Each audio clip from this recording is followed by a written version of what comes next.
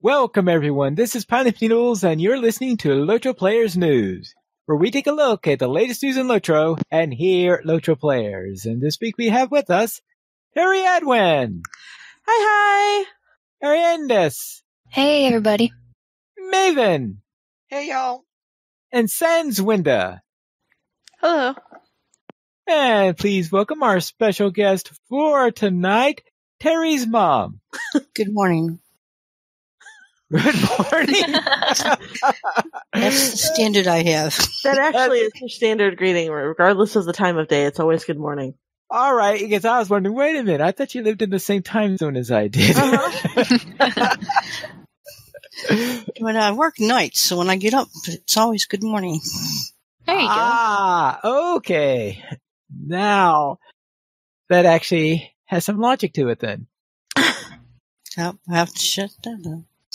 All right, let us begin by asking Terry's moms our standard questions that we have for guests. And the first question is, how did you get into Tolkien? Through Terry. I have a feeling this is going to be a told me to play standard the game. answer. Huh? Yeah. Terry, she wanted me to play the game, so I said, all right, I'll give it a try. I've been very trying at it, too. All right, very well then. Right, so she twisted your arm to play some LOTRO. She wouldn't touch me. Yeah, metaphorically speaking. Very well. Then, is this your first contact with the community at large, or have you done other stuff involving the LOTRO community before? Well, this is the first contact I've had in where you guys talk back and forth. I did follow the Twitter with the chicken. Oh, you mean last week? No, one of, I think of the Minas Tirith run that Corey did. She watched on Twitch. Ah, okay. Nice. What'd you think? That somebody actually took that long a time to play with a chicken was a little, ridiculous, but hey. It's all right.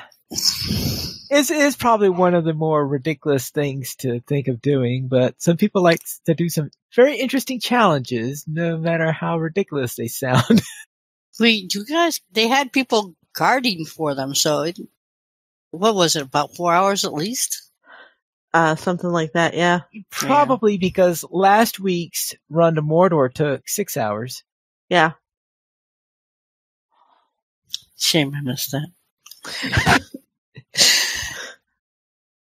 Does anything actually intercept them? Anybody really get killed off on those? Oh, yeah, it happens. For example, last week, Professor Olson thought he'd like to investigate a location where a Moonmach had recently stood.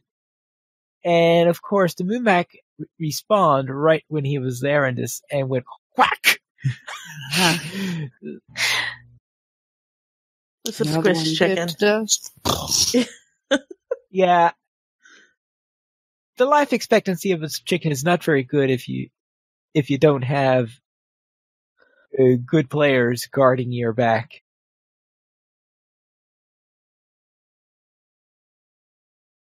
Anything else you wish to add before we head into the game news? No, I think I'm good. Then let us head into our game news for this week, where we had Bulwer build number 3, which actually got out on Friday this week. Yeah. So we didn't have a broken build this week like we kept on having before. And it looks like that they added a drop-down box to the Deconstruct All for the Relic Master. Ooh. I should try that so I could have a chance to see what it is. I did not really get on this week to double check all that. Since there aren't too many updates listed here because of mostly polish, cleaning out bugs and stuff like that are the main things that they were doing this week in order to trying to... Yeah, and it sounds like they were listening to all the feedback they got too, because the trait configuration swap cooldown has been changed to 30 seconds. for Right. this This is so preview. annoying. Oh, yay. Yeah, but it's much better than a minute. Yeah. Yeah, no kidding. Well, there aren't really all that. How many legitimate reasons do you have for swapping? You get a new trait point? That's the main thing. Or When 3 I get a new trait point, I go points? through all my lines at one time. Oh, you go through all your lines at one. Okay. Yeah, because otherwise I forget to spend them. Okay. I suppose there is that. I guess I'm not used to doing it that way, but you got a point there. Yeah, I do the same thing. When I get a new trait point, I'm always swapping back and forth. And it looks like they've taken care of some of the less than solid stairways and platforms all throughout Erin Losgalen. Yay for not falling through the bridge. Yeah. I am in favor of not falling through bridges. I have a hard enough time with bridges as it is. Yeah, I remember the first build where Sans and I were going through Dale and we were having an interesting time trying to get over some of the bridges. Yeah, being a hobbit, we were just short enough that we fell all the way through. That was, yeah. And you're trying to jump back up and your head keeps popping out through the bridge. And, you know. You had one job, Bridge. I decided it was probably an illusion. Yeah. So I try to think though whether you are happy or sad that concerning spiders now can be properly completed. I was trying to think about that too. I'm happy if it means that there are no more spiders in Mirkwood. I highly doubt that's what it means, but I'm not going to preview it before it goes live because I don't want to do it more than I have to. Yeah, you do have a point there. And yes, I can see that you will be wanting the spiders to be... If it increases the frequency of the spiders by completing the quest, then yeah, I can see why you'd be reluctant to do it. Right. I mean, so far my journeys in the new areas have been refreshingly spider-free, so I'd like to keep it that way as much as possible. You like to keep it. You like having a plot about the spiders not being there. Yeah. Very hopeful, actually. Ain't there either. I sometimes think that you suggested the idea for this plot. Nope. I'm innocent. No, I thought about it a lot, though. Okay. Anyone else have anything they wish to add concerning this week's build before we head to the beacon?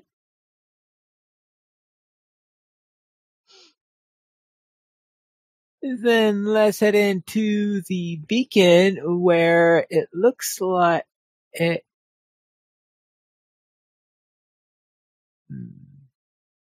Is that Mirabelle? I'm trying to figure out what that is on the top art for the beacon this week. It's hard to say. Yeah. Something to do with elves. Probably. Yes. Okay. And then let's have a look at the community spotlight this week. And LOTRO Minden celebrates its 6th birthday on Saturday, February 24th, which is today. Legible Silver. Yeah. And the Faust von Erluin has created a website to showcase the clans of the Belegier server. Presumably in German. I would assume so. And there is a video so that you could watch the Anduin Ensemble on their performance that they gave back on February the 18th. Also, there's a concert coming up next week by the Fancy Hats, Les Beaux Chapeaux. The Beaux Chapeaux watch their own Legible, and of course you could learn more about the music festival by clicking in the beacon link in there. So this week's featured kin is Heavy Metal Horde, which is a kin on Crick Hollow that's looking for new active members. The kin is recruiting all classes and races of any level, and for And for more information, you can contact Hidden Metal Runes in-game or click there on the forum post. And remember, that is on Crick Hollow. And now comes the weekly comment. What is your favorite LOTRO pet? The baby Moomac.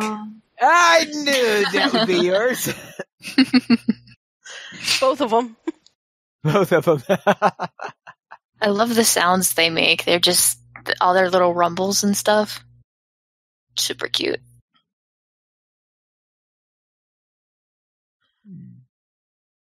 I don't know that I have a favorite. I have characters who have favorites. Like my burglar's favorite is the fox. All of the foxes. Because all of the foxes? Well, when you collect the foxes on any character, you get the title The Sly and Cunning, and it's just perfect for a burglar character, so. You got a point there. My burglars want all of the foxes.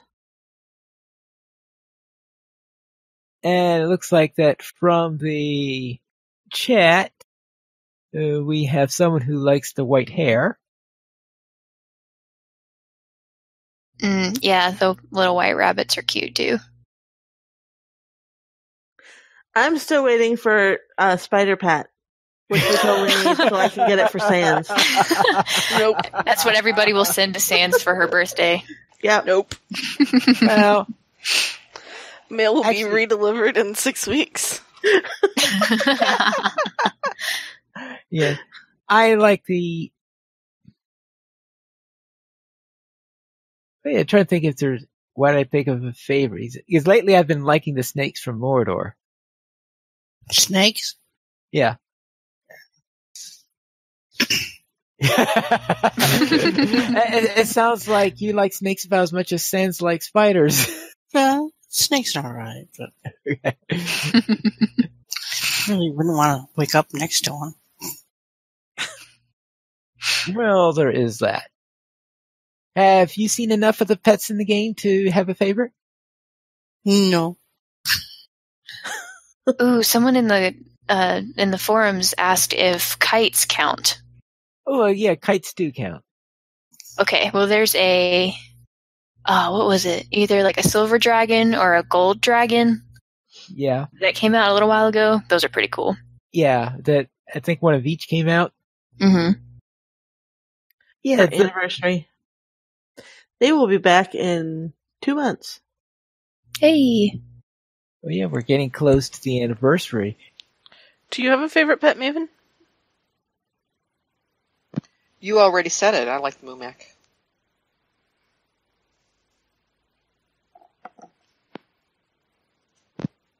Maven actually got hers first. She did. Yeah. I have one of them's got the fancy one with the little writing thing on the back, and then the other one's got the naked Moomac. And I love it. Like Arenda said, they make that noise, and anybody that hasn't heard it's like, what is that? Is there like a car going by with no muffler? And I just in a way, yeah. When we were in Fushambal in Mordor, where we were on that one side where that particular group kept Moomacs, the big Moomacs make that noise too. I hadn't actually heard one until really? At camp. Yeah. Yes. Yeah. Is it louder or like deeper? Not really. I didn't think it didn't. It should be louder and deeper, but it didn't seem to. But it seemed to be the same. pretty similar, yeah. But they're also really cute too, because they just are so cute when they run on their little legs. Mm-hmm. It was Maven's that convinced I named my one that has the thingy on the back Little Lord Olifantelroy. That's perfect. People have to really stop and read it, and then there's about a 5-second pause and they go, "Oh, that's funny." And another one I was just thinking of is Will and Whisker. Yeah. A lot of people in the forums really liked him. A lot of the bingo pets I kind of liked. It's hard to choose. I know, that's why that's one of the number one reasons I think some people do bingo is for all those pets. All the pets, yeah. And the cool thing is, of course, I guess with most pets, they're not bound, so, you can, I had one all complete bingo, and she just sends pets to everybody then.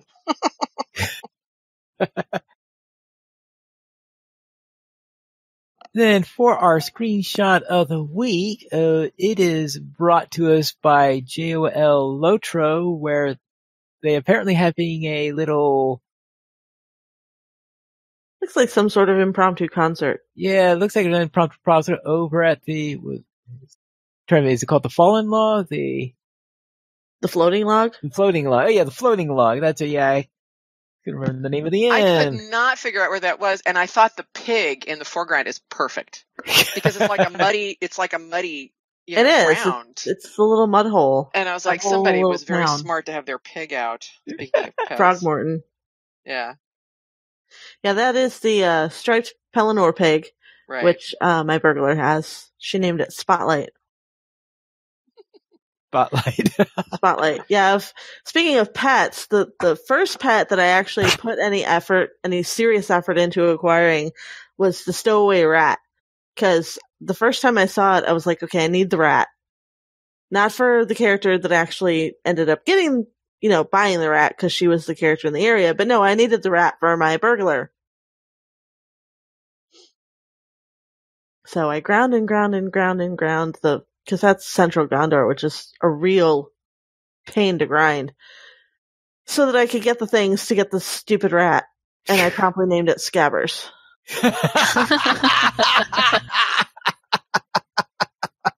Then they came out with a cool title for the foxes, so she doesn't really use the rat. Oh well. So let's head into our store sales for this week. And what's on sale this week? Anything useful?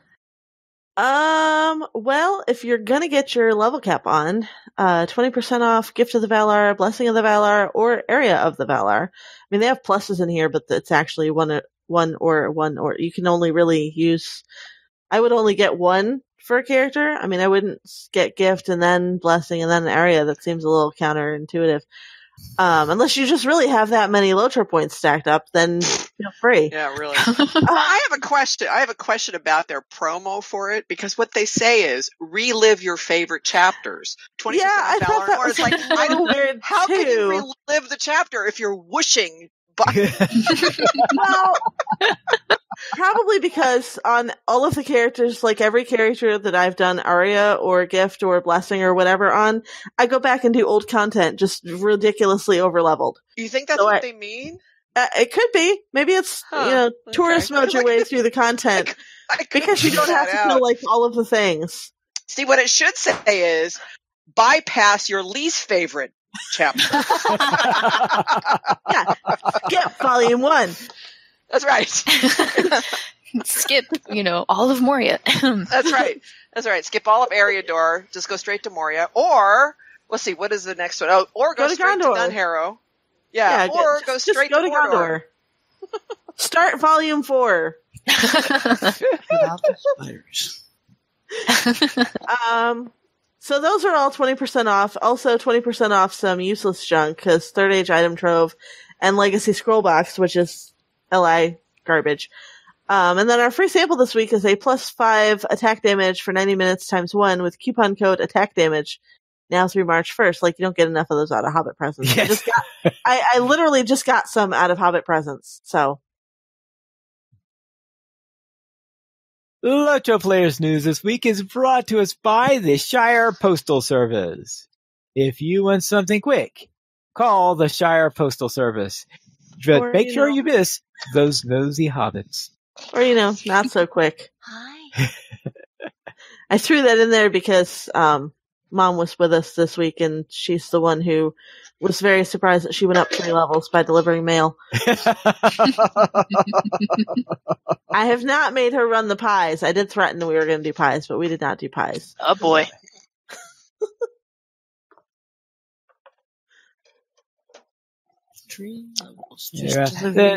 Let's then head into our site news, where we'll begin with a LOTRO Update 22, Build 2, the preview video that I posted last week, where they have updated the background for the opening for the Hobbits character selection screen.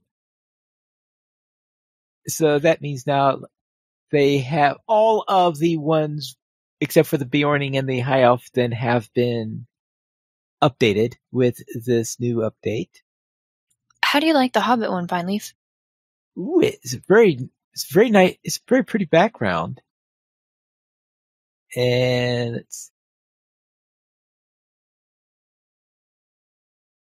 looks pretty nice.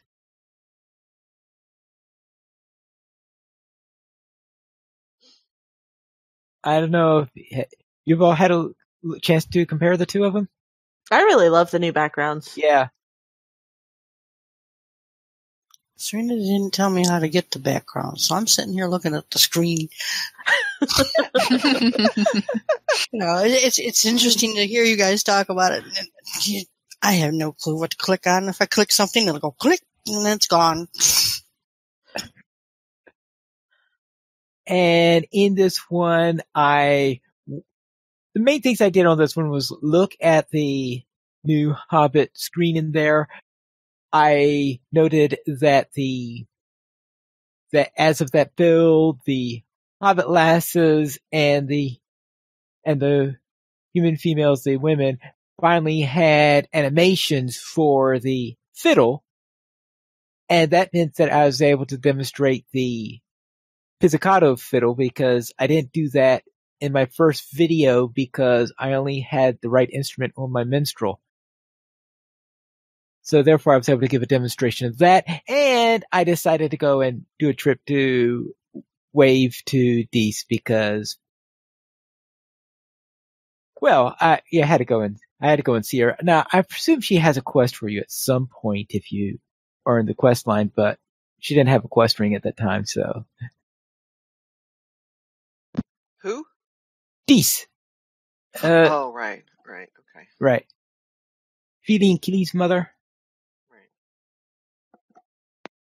And then we have from Squirrel, the Gearing Road to Erebor U22, version 0.2, where he tells, in his opinion, what are the various things you need to do in order to get ready for the Mirkwood update and to be ready for Erebor and Dale and all that fun stuff.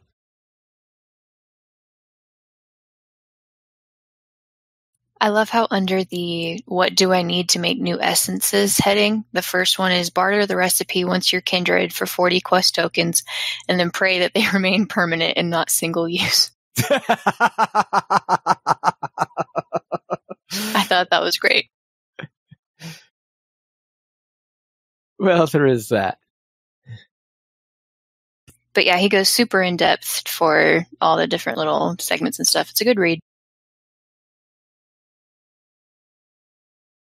Yeah, I think I don't have enough stuff I do with gear or anything like that, like, okay, yeah, this means what?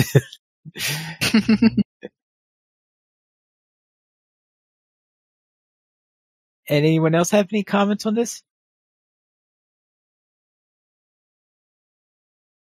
Sounds like Arendis is the only one who's trying to gear up for it. Well, yeah, level 50. You got to be prepared, Yes.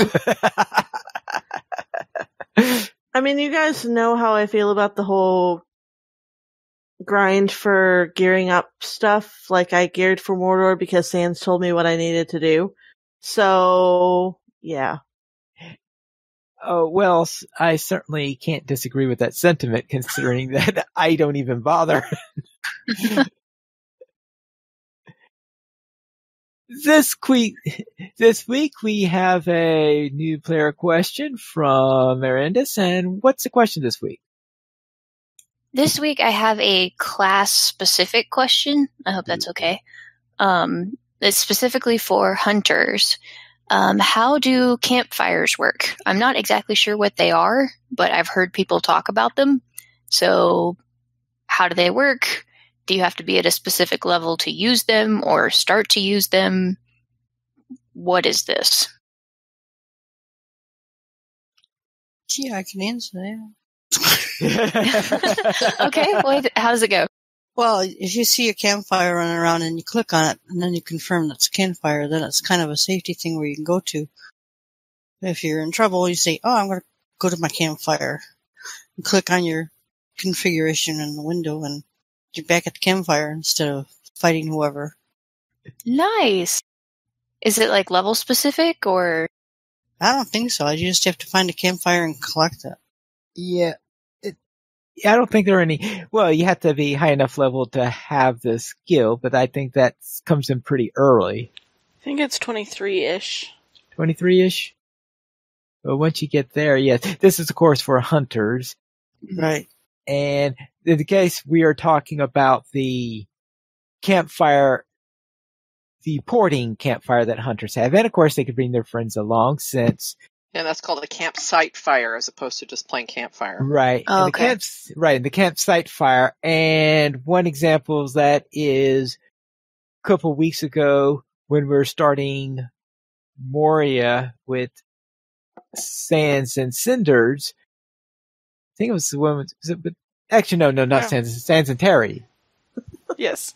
Right. Where I'm running with the hunter on that one. And so therefore there was one of these campsites at Durin's Threshold. So I bound to that campfire. So there was a quick way to get to Durin's Threshold whenever we needed to get there. Is it on and the- I was incorrect. Sorry. You No, get go- your return to camp skill at level 26. 26. You get your bright campfire that you can create whenever you want to remove cold buffs or increase whatever. I think it increases morale and power regen out of combat at level 22. So, Okay. but level So 26 to be able to port back to a campfire. All right. Yeah. So therefore, that's the other type of campfires you have for hunters, and that's the type that you could use to warm up with. The mundane things you can do with the campfire stuff.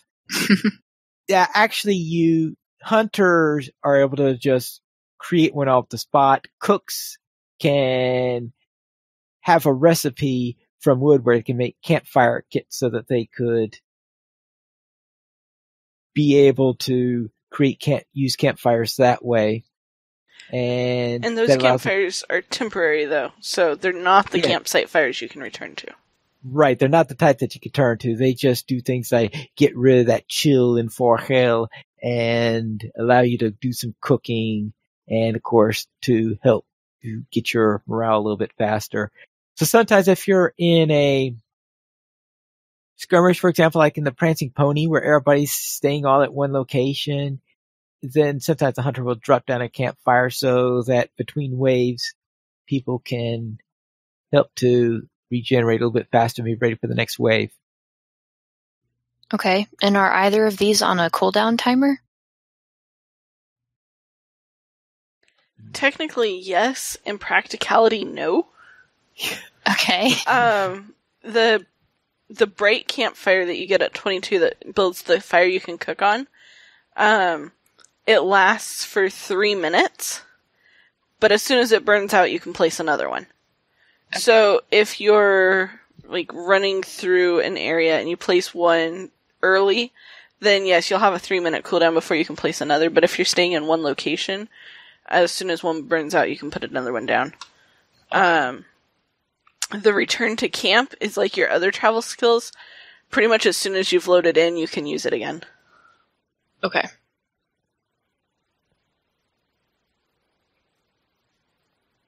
Then there are a couple other things that are related to campfires that aren't related to hunters. For example, some of the campfires also allow burglars to summon peddlers, and I think guardians are the ones who could summon someone to do repairs. Nobody else knows? I don't know. Okay. My guardian has been cooking in the Shire for a very long time. I mean, I know you can, metalsmiths can make repair anvils, as a crafting item. but I don't know about a class having a repair person. Like I think it's a crafting profession. I think it's armor smiths can craft a crafting anvil, but I don't think that takes a campfire. No, it doesn't. That's right. It doesn't. So I don't know of a class that can summon a repair person. If I did, I'd be their best friend. The burglar peddler skill is used at the same skill where hunters bind their campsite fires. Yeah, is that the same? I think occasionally though you'd run into a hunter one where they forgot to. Because I think one time we ran into one, we were finally, hey, finally summoned the, oh yeah, the one out in, Eggerknife, I think. Right. Yeah. I think they were trying to work on fixing those in Mordor. I haven't tested them though, because my burglar's nowhere close.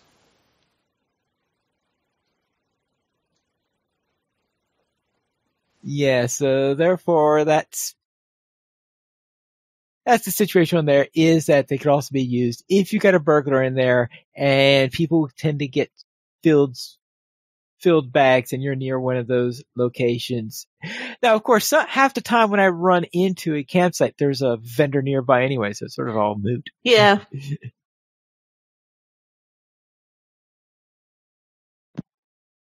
Then let's head into our week in LOTRO. And Terry Adwin, what were you up to? Well, I brushed off my OP Furball Spare Bear to run with Mom's Burglar in the Shire. So this is the second time that I've run this character with her character. The first time we ran together, we ran into a pack of bears, and we killed all of the bears, and then she wanted to know why there was still a bear that she couldn't kill, and I said, that's because that one's me.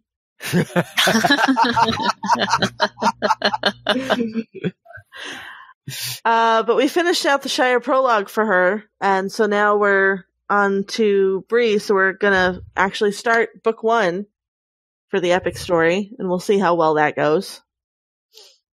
We made it through the first instance with the Rangers, where they wrap up the whole Omdir thing,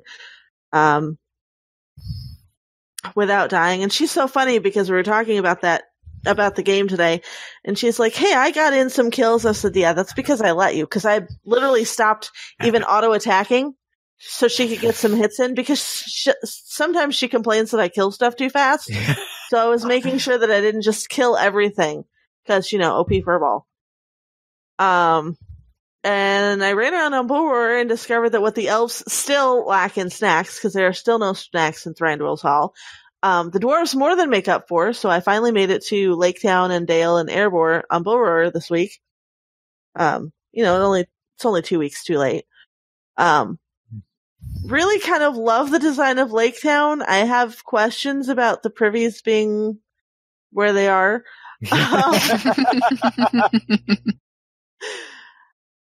But yeah, it was fun. I'm having fun picking up pages. I know that when it goes live, I'm going to spend all of my time going through and picking up all of the pages, and then tracking down more pages and picking up all of the pages, because I have this thing about the pages. They need to go back and do those audiobook things throughout the rest of Middle-earth, because that would send people all the way back to Thorin's Hall and Eredluin and all of that, to pick up all of these pages to get your little audiobook that you can put in your house.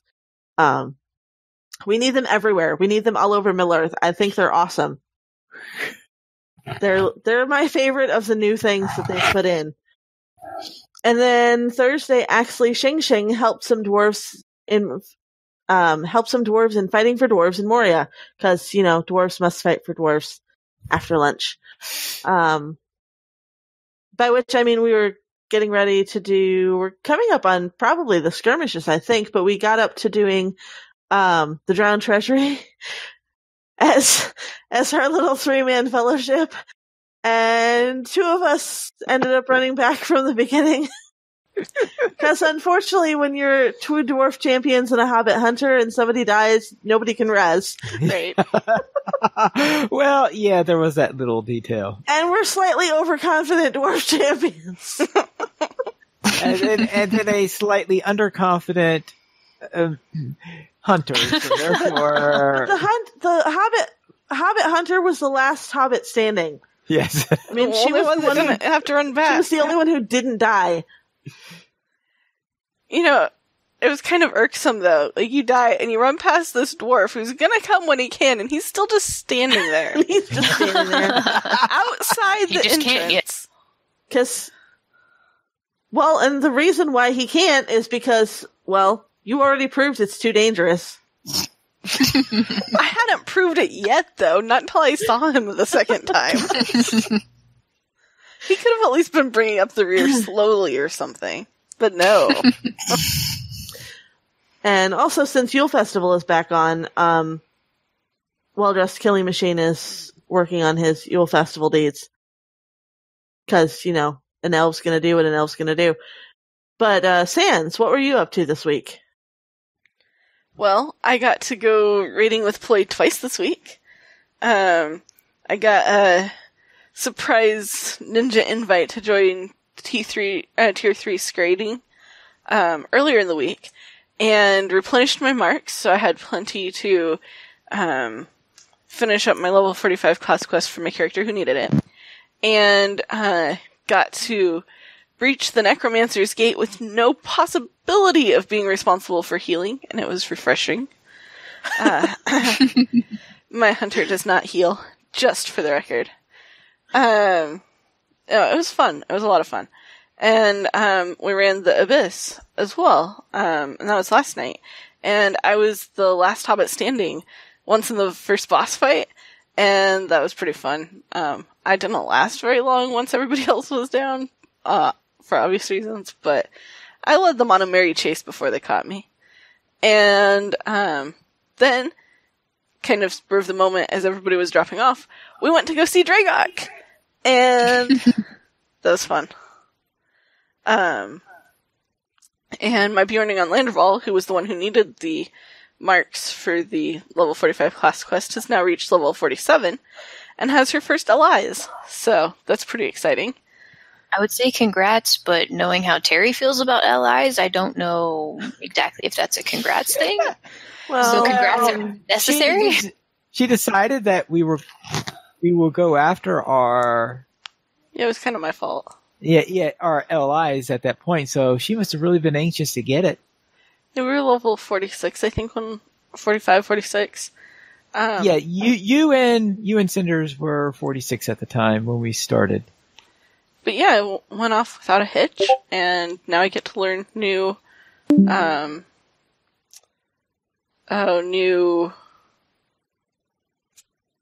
legacies. That's what it is. So, that should be interesting. We'll see if I can remember them all long enough.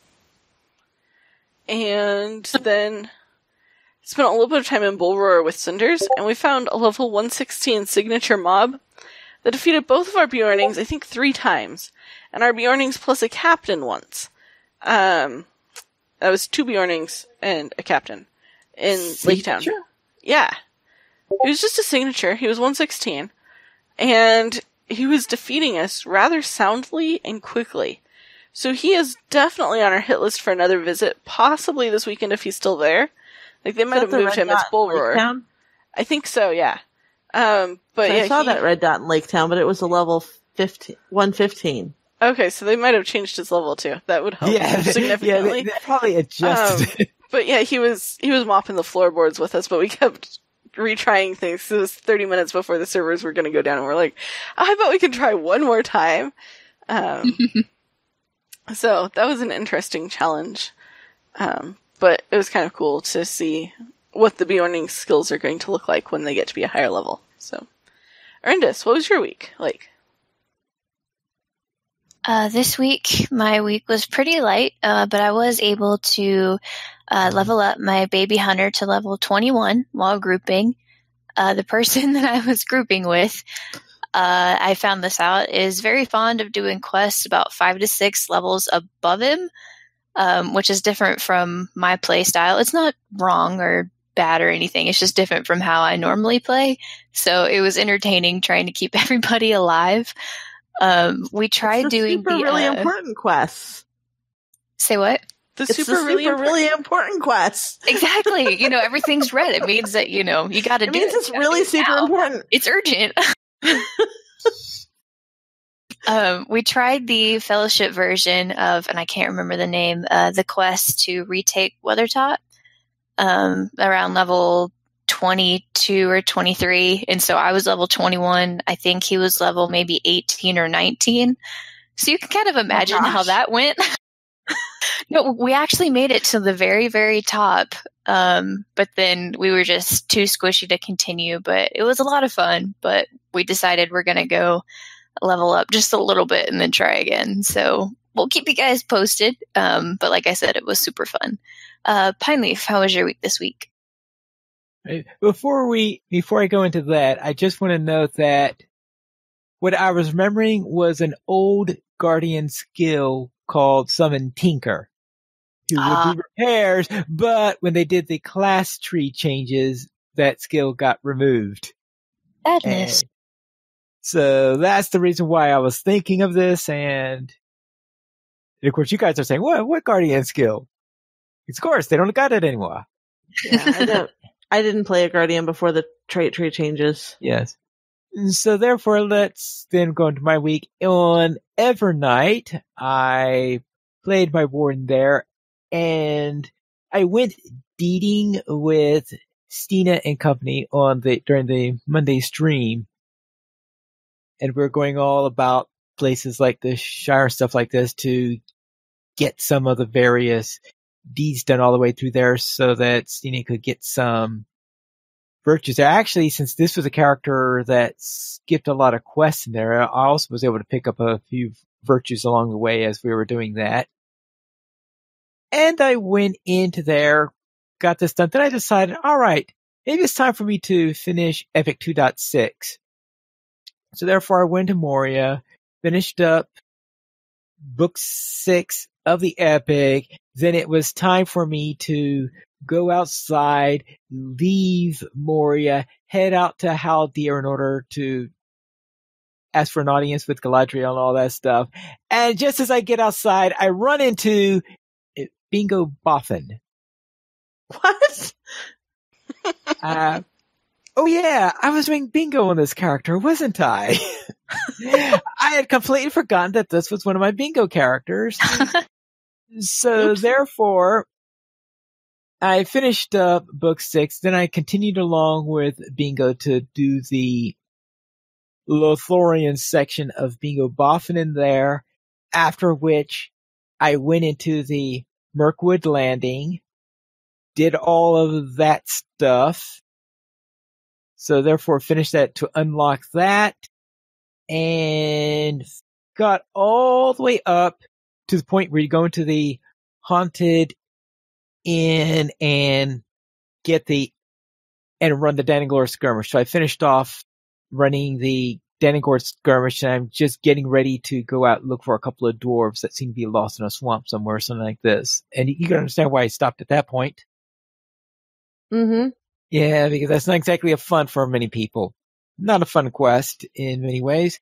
Now, on Arkenstone, my warden there finally finished the first chapter of the Black Book of Mordor, which means that I've finally got the evil artifact that we turned to good.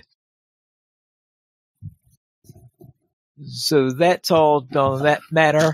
And then during the field trip, my minstrel headed into Moria because my minstrel had not played in a long time. You know you haven't played a character in a while when you find out that your legendary item points have all been reset and your trait trees have all been reset. No. Yeah, so I go on and on. And therefore Xerox and I went into Moria and did the early parts of Moria because we happen to have characters that were both at pretty much at the same point in Moria.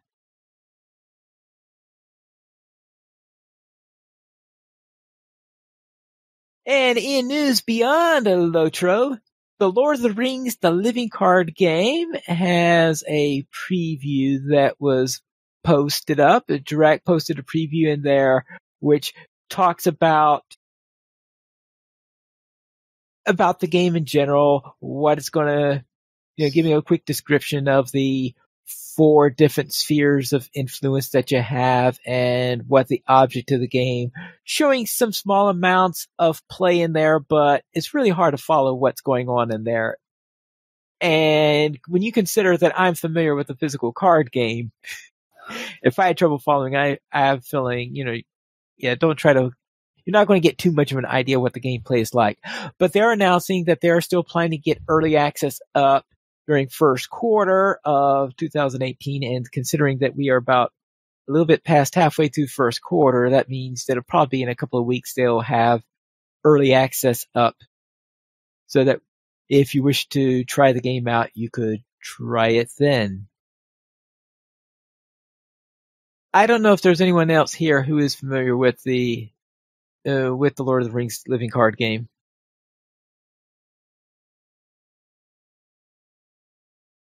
I'm not, but it looks pretty cool. Yeah, so try. Yeah, you could take on the various different. You'll be able to play various different characters, all from different parts of it. Because you've got the characters that you are familiar with through the books and all that stuff. You will find all over the place. And sometimes it's interesting to see how differently or the same they are portrayed in this game as opposed to how they're portrayed in LOTRO or what they do with them.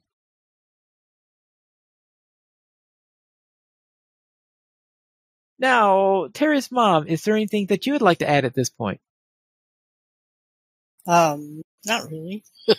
Okay. The card game, I don't understand how that's going to work, but I guess I can look it up. Yeah, well, what they were advertising here is a video game version of the card game. The card game itself has been out for about 8 years, I believe. And nobody.